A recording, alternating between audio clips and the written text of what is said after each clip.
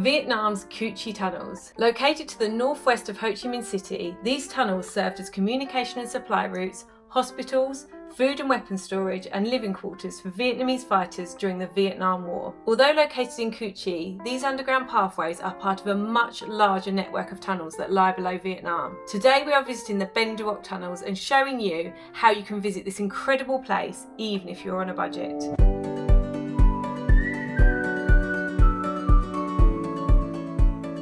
You know that we like to always try and save money wherever we can, but we also don't like missing out on doing the things that we want to do. When we decided to come to Ho Chi Minh, one of the first things that Jacob said he wanted to do was to go to the Cu Chi tunnels. When we looked into it, there were obviously different ways in which you could do it. You can go through a tour company, you can get a taxi there and go on your own, and then we looked to see if there was a bus. Now, the bus journey does take a lot longer, but one of the things that we're really lucky that we've got is time. We thought, why not take the bus? We don't mind long bus journeys, we do them all the time. Getting the bus and it taking 2 hours to get there is really not a big deal for us. But then we also thought, how else can we try and save money for this day out? We're going to bring you along with us and show you all the different ways we're going to try and save money today. And hopefully by the end of the day, we'd have saved enough money that it's been worth it. If you don't mind spending the bit extra, obviously, as Emma said, you can always get an actual tour guide and a minibus. And if that is the case, then this video might not necessarily be for you, but it will at least show you another way around it and another way that you can at least save some money if you feel that it'll be possible for you.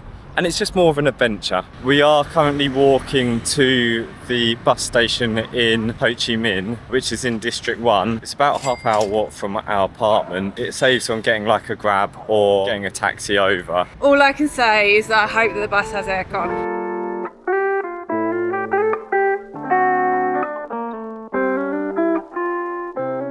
We've arrived at the bus station. We've just asked about the bus that we think we need to get. We're pretty sure it's number 13 and it looks like it's already here. So we're on the bus now. It said online that it leaves every half hour. It's just about to hit the hour, so hopefully it's going to be leaving in a moment. But there's no driver yet, so fingers crossed. It has got aircon though, thankfully. So one thing I think is really important when you're trying to save money is to be as prepared as possible. So last night we researched into where the bus was going from, what time the bus was, how much it was, and all those kinds of things to make sure that we were as prepared as possible. The other thing we also like to do is make sure that we bring our own drinks. One of the things we do whenever we're in apartments and hotels is use the kettle to boil water and then we refrigerate it overnight, meaning that we have cold water ready for a day out. This saves money, keeps us hydrated, means we don't have to buy drinks and things along the way, and just another way to be prepared really. So our bus tickets were 20,000 each. Yeah, I'm a bit confused by that because online I'd read that it was 7,000 and then on this app that I've downloaded to get all the bus routes it says 10,000, so I don't know where 20,000's come from, but there are signs up on the bus saying 20,000, but obviously it's all in Vietnamese so we don't really understand what it means. Unless it's return. So one thing we always try to make sure is that we have snacks in our bag, just to make sure that we don't end up kind of buying too many things on the go.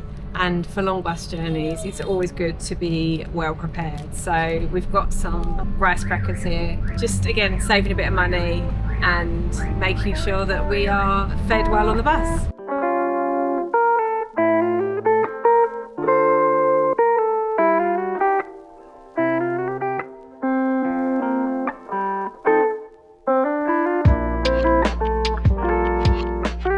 So we've got the bus to Cu Chi. We need to now get the bus from Cu Chi to the tunnels. But we're not sure what food is going to be available at the tunnels and we don't want to end up overpaying for something when we could just get lunch here, which will probably be cheaper because we're in town rather than like in a touristy spot. So we found a banh mi stall. Jacob's just trying to find out how much it is. We found that it's best to ask how much something is before we commit to it, as we have been burnt a few times. It's best to make sure that you already know how much you're going to pay before you ask and then get it and then they say something you're like, really?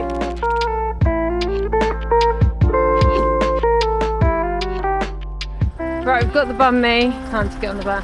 Look, wrong one. Easy on in.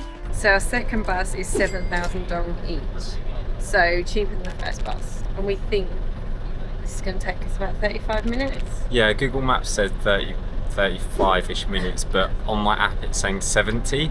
So I'm praying it's not, because I don't think I can deal with 70 minutes on this bus. The aircon's worse than the last.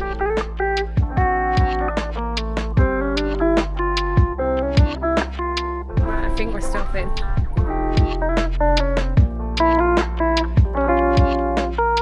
Right, we're off the bus. That took about half an hour in the end. Both bus journeys together, probably about an hour and a half, but obviously there was a wait in between. To be on the safe side, you're probably looking at kind of 2 hours all in, which wasn't too bad, to be honest. It's obviously a bit hot on the bus, but it wasn't too busy. Once it gets going, it's fine. Okay, we're pretty sure we're in the right place. We literally walked like 2 minutes from when the bus dropped us off, so that was really easy actually. It's 35,000 each for entry, but then you have to pay 90,000 each for a guide, which makes it 125,000 each. Don't really know where this guide is though. I guess we'll just walk up here and wait until we get told what to do. Yeah, she basically just points in this direction, so... Okay. Oh, there's horse and carriages. That's cute.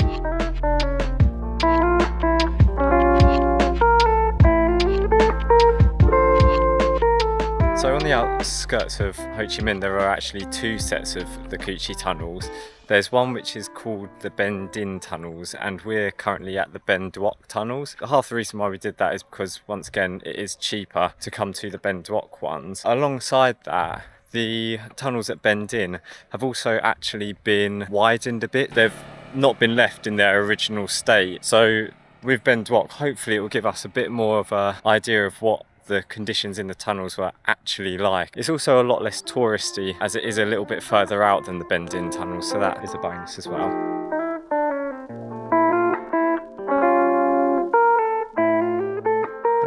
Cluster bomb shell and rocket launchers in the background. They look like they've been made out of bamboo shoots. It's amazing. Look at that tank, it's all blown up.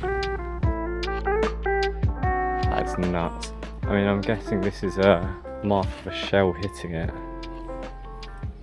It's pretty insane to see them in their actual distressed state, rather than just seeing, I don't know, a tank or a helicopter or whatever, and here's what it would have looked like, but actually seeing them as they were at the end of the war or whatever is pretty crazy. Can you imagine being bunged up in that? Look at that, where it's just been ripped through. This plane is like one of the most amazing things I've seen this trip. Yeah, it'd be cool if we could get inside that. Oh, imagine. I'd actually love that. The thing is, what I'm imagining right now is this used to fly in the air. This is giant on the ground. Can you imagine it flying above you and dropping bombs and stuff out of that thing? So I don't know if this was used for carpet bombing or something, where they just had all the bombs in the back and then drop just loads of bombs down in a row. Oh, I'm well excited to look at the rest of the tunnels now. Right, so we've finally found the ticket checking point for the tunnels. We ended up going down a wrong path because it's not very well signposted here, so it's quite difficult to make your way around. For reference, if you do come here, it's just opposite where that plane is. There's a little tunnel entrance there, and then you just walk through it. It's quite well decorated, and then you come through to here. We've got our stickers on. We've been told to have a little sit down, and I think a guide is going to come at any minute now. It says on the rules that you shouldn't go down if you've got arthritis. Oh. Or if you are afraid of darkness and narrow places. Oh, well that's you ruled out then, isn't it? Oh.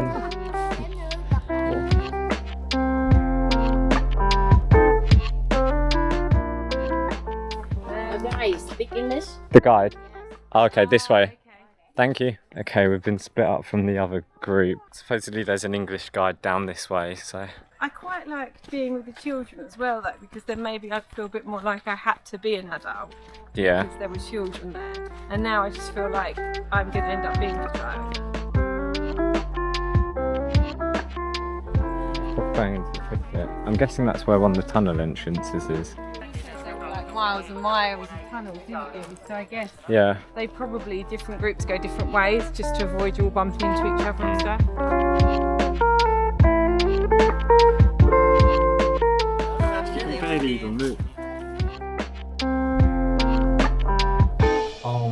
Is it as tiny down there? Oh my word. Hello. What? This is the shooting hill. Oh, it's got a bit more space in here. Yeah, this is the enemies around. No way. How can you even see enemies through there? You can just about... Yeah, you can only just see people's legs. But they literally, so he was saying they have guns and you just poke the gun out of this hole and just shoot anyone walking past. That is mental. Oh, it is a bit claustrophobic. It is a bit scary. I mean, this is so stuffy. I don't know how you could have lived in these tunnels. Emma definitely wouldn't have liked this one. Hello. Yeah. That is tiny in there.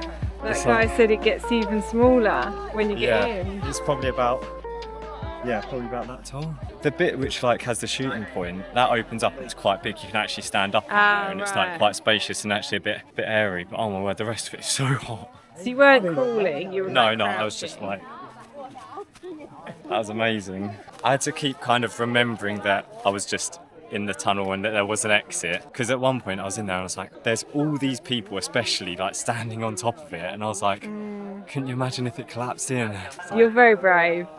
that was really fun though. You can see out the shooting holes, there's like a little mound obviously that he showed us, and you can just about see out, and it's like, how the hell did they manage to stay in there and shoot people? Like, I don't get it. What an experience. Oh, this is a trap. Oh. Booby trap.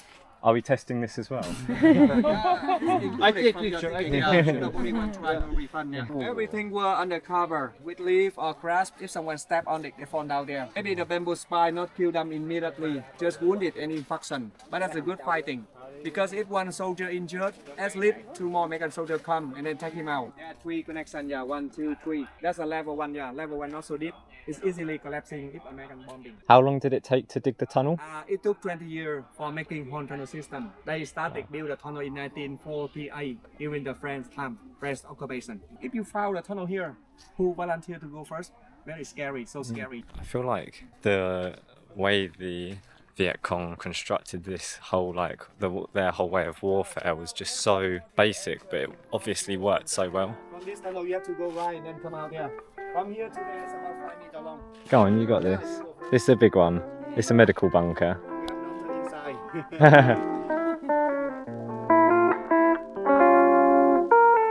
Oh, I wonder what's around there. Oh, it's a dead end. Oh, there's a bat. There's a bat in there. Scared me. You can do it, you can do it. You've got this. It's okay, I'm here. Oh, I don't want to. You want me to go first? I just don't want to go. Do you want me to go first? At all? You sure? Yeah. Okay, go back. Looks like it's just me again.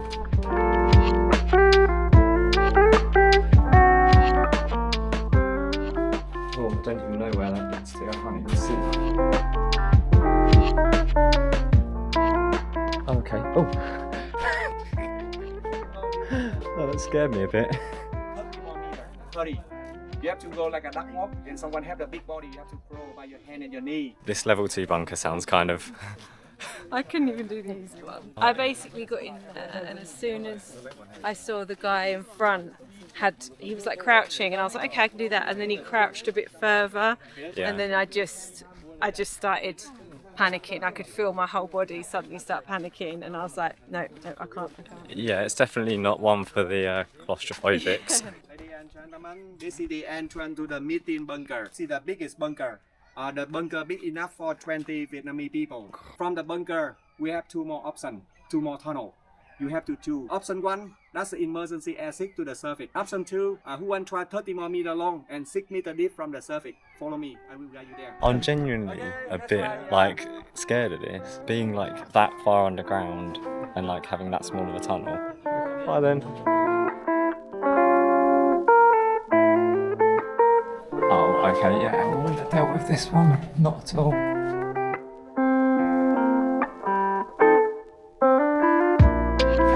This is what it's like over here. Hello guys. Oh. Yeah, give me We risk our life to come and see you. Yeah, so if I pick up the line in the bunker, which way you go now? You stick to the wall. Yes, it's right. Yes, you're right. If American tunnel rat move down tunnel here, they could not see something in the bunker. They could not open their flashlight because they scared the enemy can see them. They feel the wall like this, and suddenly they fall down. One more here, but now this will cover. Yeah, this is So crazy. This is a longer tunnel, deeper level, second level. And if you want to try longer tunnel, follow me.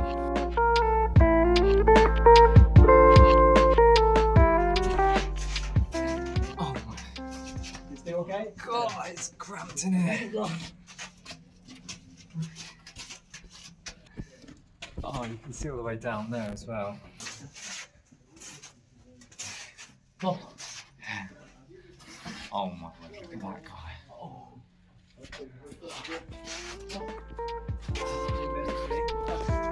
Cheers, mate.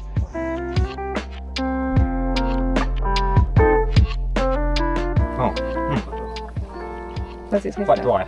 It tastes like something I can't think of what it tastes like. So is this what the soldiers would eat? Yes, for 4 years. That's the main food of local people. Really? Because from 1969 until 1973, there were nothing on the surface. No more rice field, no more vegetable garden.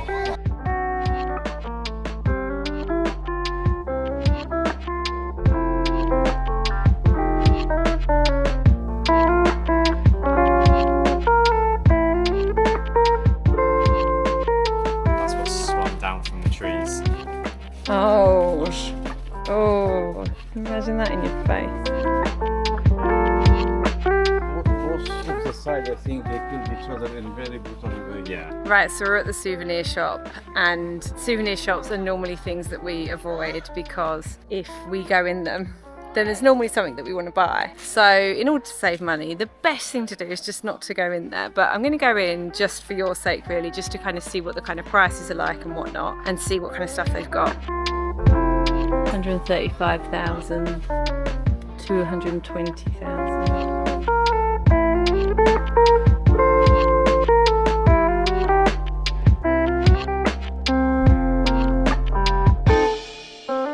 So the prices were kind of like 200, 300 depending on the item. And there were lots of like very nice traditional Vietnamese pieces in there, but nothing that I haven't already seen in markets and stalls around the city and stuff and around Vietnam. All the ones in the like more local markets are cheaper. Obviously here being a very like big tourist destination, compared to the other places, you know, they've whacked up the price. And you can just get the same for a lower price unless you wanted to get, I've not seen like the bullet casings and stuff like that, so I guess unless you wanted to get that. Something quite specific for Yeah. tunnels. The other thing is obviously if you go to a market then you can haggle the price down as well. So another little bit of money saving there.